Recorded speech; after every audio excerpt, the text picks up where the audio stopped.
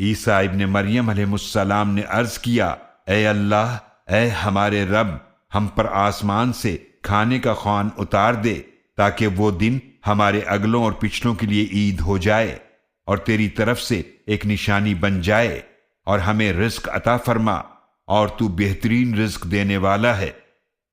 اللہ نے فرمایا، بے شک میں تم پر اس خوان کو نازل کرنے والا ہوں، لیکن اس کے بعد تم میں سے جس نے کفر کیا تو بے شک میں اسے ایسا عذاب دوں گا کہ تمام جہانوں میں سے ایسا عذاب کسی کو بھی نہیں دوں گا۔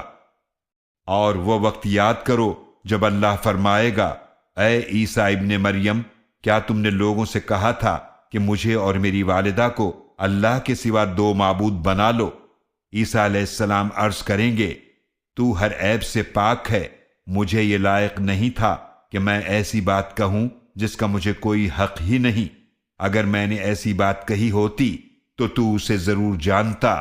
تو جانتا ہے جو میرے دل میں پوشیدہ ہے، اور میں تیری پوشیدہ باتوں کو نہیں جانتا۔ بے شک تو غیب کی ساری باتوں کو خوب جاننے والا ہے۔ میں نے انہیں وہی کہا تھا جس کا تو نے مجھے حکم دیا تھا کہ تم اللہ کی عبادت کرو جو میرا بھی رب ہے اور تمہارا بھی رب ہے، اور میں ان پر گواہ تھا جب تک میں ان میں رہا۔ پھر جب تو نے مجھے اٹھا لیا تو ہی ان پر نگہبان تھا، اور تو ہر چیز پر گواہ ہے۔ اگر تو انہیں سزا دے تو بے شک وہ تیرے بندے ہیں، اور اگر تو انہیں بخش دے تو بے شک تو ہی بہت غالب، بڑی حکمت والا ہے۔ اللہ فرمائے گا، یہ ہے وہ دن جس میں سچوں کو ان کا سچ فائدہ دے گا۔ ان کے لیے ایسے باغات ہیں جن کے نیچے نہریں بہتی ہیں، وہ ان میں ہمیشہ رہنے والے ہیں۔